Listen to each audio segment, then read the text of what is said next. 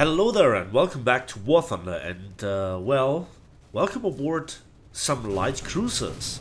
Two light cruisers have entered the game, namely the two light cruisers of the British and the Italian navies with the ringing names like HMS Enterprise and Bartolomeo Colleoni. So either you are now colonized or you have some concrete on your foot, but bad jokes aside. First of all, I'm sorry for my really bad voice. I'm in a state of recovering. I'm still not sure if it is wise to make a video about the ships, and I want to just begin with some entry footage to get you in the mood of light cruisers. And I think, you know, they are nice to look at. Those are not small ships. So as somebody pointed out in a very highly upvoted comment on the War Thunder news, one step closer to battleships. And you know, technically true, but in terms of gameplay, those are several steps back. Now I want to discuss about this entire topic without, you know, the usual rants about the aiming, the game mechanics not working, because we had those in the past. And yes, technically it's a closed beta or a pre-closed beta, and yes, I know that Gaijin is testing this for way too long in my opinion. You know, the progress is there, but it's like not with the enthusiasm or the force forward that you might expect from the third and last big game mode within War Thunder, or, you know, class of vehicles after planes and tanks. So I played this quite a bit over the course of the weekend, and what you see in the background is the entire first battle that I had. And it was somewhat the best because I had no idea what I was doing and I came off best. So I think the HMS Enterprise is the most usable light cruiser compared to the Bartolomeo Colleoni, which takes the cake for having the, well, Alpha Strike. Both ships have access to HE shells and APHE shells, armor-piercing high explosive, and both are restricted in the amount of armor-piercing high explosive shells that they can take with them. Both have an array of secondaries, torpedoes, anti-aircraft guns, and feature 6-inch main guns. So we're talking here about 152mm guns. When it comes to the high explosive shells, you might expect, you know, damage output from KV-2 or Sturmpanzer 2.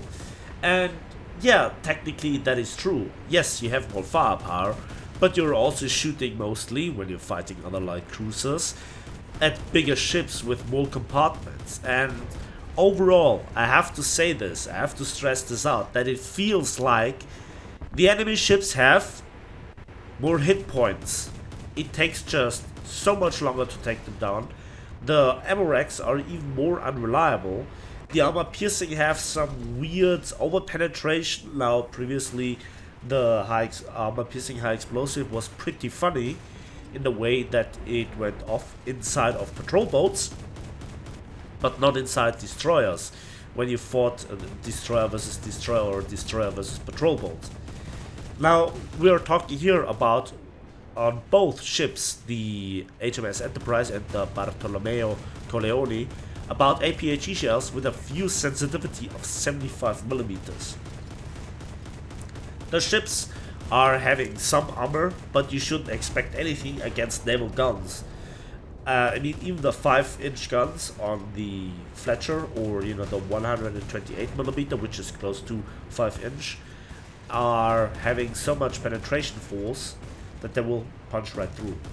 With the high explosive, you might provide some protection against shrapnels, but just for the citadel, so the inner part where there is the, you know, the turbines and the propulsion.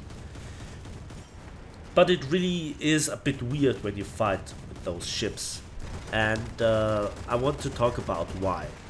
But before that, I want to point out that I choose this battle because there was also one very big difference to the majority of all other battles that I played.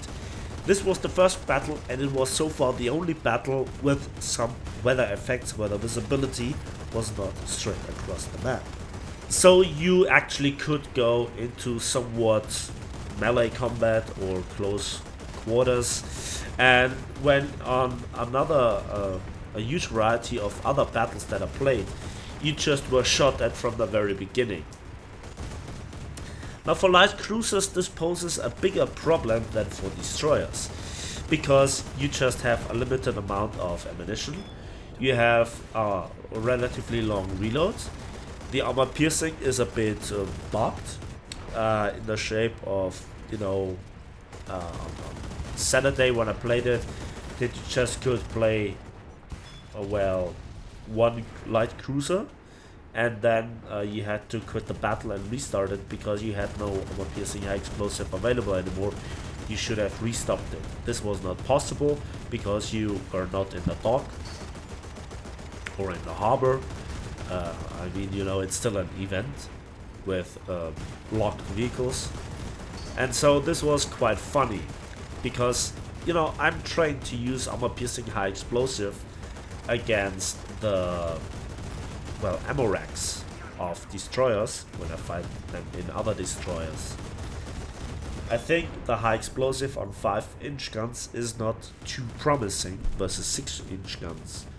Because of the, you know, not insight into the ship's anatomy, or let's say rather the armor layout, I was not quite sure when there was some sort of armor effect and when not. And when there was some armor, it really didn't save the ship, but it made sure that the fuse on the armor piercing high explosive actually went off. So you actually had more damage effect there where was armor. Against high explosive, well, I couldn't really see that the shrapnels were absorbed, and they went through several apartments, or compartments rather, before they were absorbed. And, you know, the hit cam showed how powerful the bigger HE is. Now, of course, this is, you know, somewhat realistic, and I expected from it, either way, from a gameplay perspective, from a balancing perspective, and whatnot. But when it came to a, well, close quarters engagement, for instance, between a Fletcher and the Italian light cruiser, well, good luck in the cruiser, because a Fletcher is eating you alive. Not just has he much faster turret traverse, much higher rate of fire, more ammunition, and is faster, more maneuverable, and has more torpedoes, all added up leaves you not a lot of chances. And, you know, it's still pretty annoying to aim at close quarters with certain ships, so you still cannot switch between them. In short, all the complaints that I had in the past that were not really addressed. I know it's just what the community asks: bigger ships with more guns, with bigger guns, so here we are. But how it plays out really from the beginning is very repetitive, is very straightforward. You engage each other at ranges up to 14 kilometers. And while this is somewhat fun, I somewhat lack the, you know, tactical aspect. But if we change the game or the map design, just from light cruisers perspective, not just talking here about the patrol boats perspective, you end up with maps like in World of Warships. If you want to have some sort of implementation of cover. In fact, it's quite funny if you look at the details and just want to compare World of Warships to War Thunder. And it's really the desperate approach from the developers Gaijin headquarters to not remind you of World of Warships in every single aspect. How the ships maneuver, how you have to steer them, how the aiming works, how aircraft are implemented in the game, and some other things. including detectability of torpedoes, and all those little things are desperately made so that they are different, even at the cost of, you know, gameplay experience. And this is what annoys me a little bit. Now, I've played plenty of World of Warships. It has its limitations. It's an arcade game style, or arcadey game, you know. I know this, I know the details, and yes, I'm comparing here the realistic mode to World of Warships, but it's just that it's quite funny if you have a close look how exactly they are different. I don't want to spend the entire video comparing the two games here, but let's just say light cruisers are what the community demanded. All the more funny is it how the announcement was made. Yes, Gaijin tried a little bit to hype it a little bit so that people were testing more and more, but there were quite some significant you know, waiting times or queue times when I played them. And I think after the initial few games that you had in each of the two light cruisers, if you have chosen to switch between them, the HMS Enterprise and the Bartolomeo Colleone, you kind of felt, well, it's nothing but bigger destroyers. It's just, yeah, that the effective gun distance or shooting distance has increased a little bit by a few kilometers. You know, where you have some sort of direct fire and a plunging fire, and that's about it. Nothing has changed to the game modes, nothing has really changed to the maps, nothing has really changed to the game mechanics. And I know that Gaijin wants to really test it, but from a player's perspective, is that it? Really? At this stage, I'm actually hoping for, you know, heavy cruisers or some, you know, armored cruisers, whatever is floating there around. I actually want to have a bit more influence of armor. And when I say this, I don't expect, you know, heavy cruisers to be like heavy tanks where you can angle the thing, and, you know, everything bounces or doesn't go through. No, but I want to have some, you know, feelable effect of armor, and currently it doesn't really feel like that. And so the penetration values are a bit overkill, the fuse sensitivity is a bit overkill. I had a lot of, you know, fun times, to be honest. The first few matches were quite interesting, how it works out, where are the limits. In the Italian cruiser I ran out of ammunition on a quite regular basis, but for the secondaries I had 3,000 rounds with like what felt like a 2-second reload on the 100mm guns, which is quite insane, because at a certain angle you could bring all 6 of them to shoot at an enemy, and that was quite effective. Now if you train this, you could shoot a few salvos between the reload of the big guns, but I really have to stress out that, again, one of the big difference between World of Warships and War Thunder is that in War Thunder it is not allowed to shoot a single turret. So if you click once, all the big guns shoot once, and this is a bit of a drawback compared to destroyers. Now with these destroyers you have so much ammunition in general, you have such a quick reload that it doesn't really matter that much compared to cruisers, where you have quite a significant reload compared to a light cruiser. Again, you have limited amount of ammunition, the reload is quite significant, you are a bit less maneuverable than a destroyer in the overall handling and response, but your turning circle is quite, you know, long. The next thing is that, you know, you want to shoot a ranging shot at an enemy, and then all the guns fire. But then this enemy, for example a patrol boat or a destroyer, makes a correction in the course, and your prediction then goes down the toilet.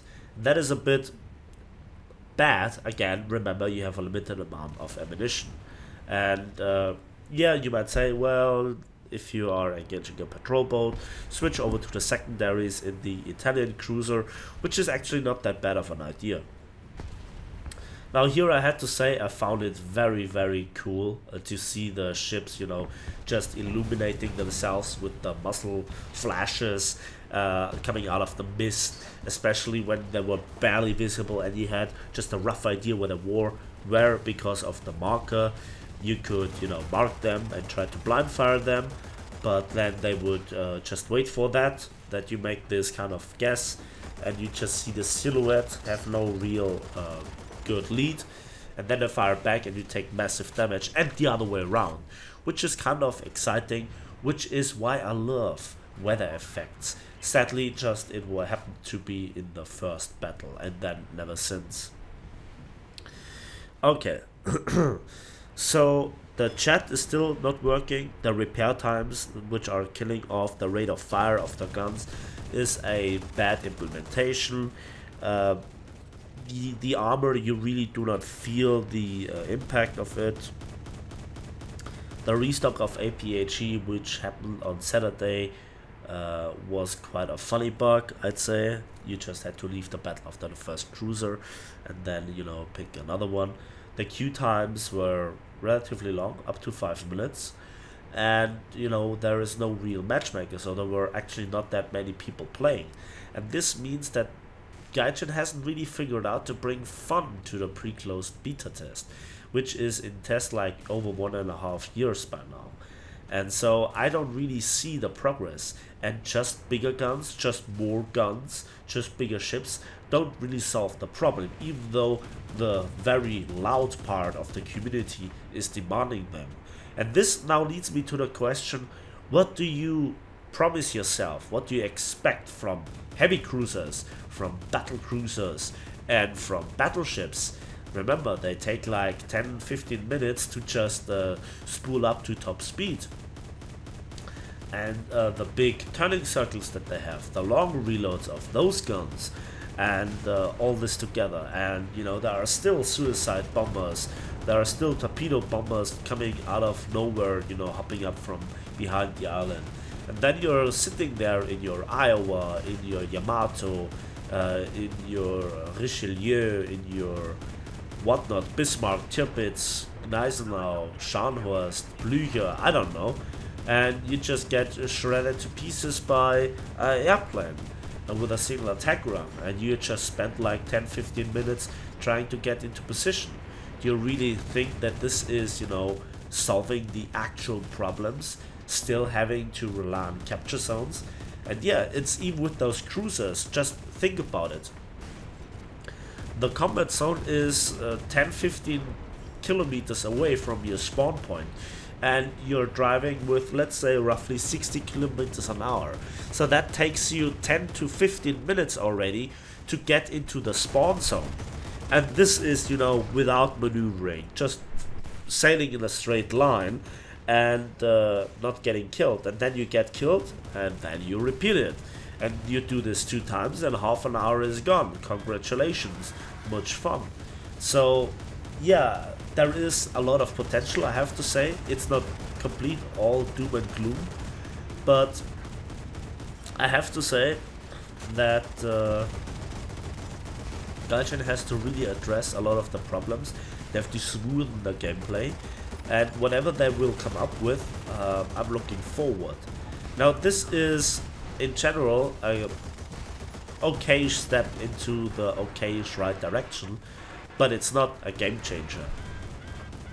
So again, I'm sorry because of my voice, and because of my voice I have to interrupt it right here and have to say, well, thanks for watching, thanks for listening. I hope you enjoyed this video. Let me know in the comment section what your thoughts from the test are, what you know, you expect from the Navy test overall, what your steps in terms of improving are. And well, again, thanks for watching, thanks for listening. Don't forget to give this video a like if you did, subscribe if you want to see more, and we'll see each other on the waves of War Thunder.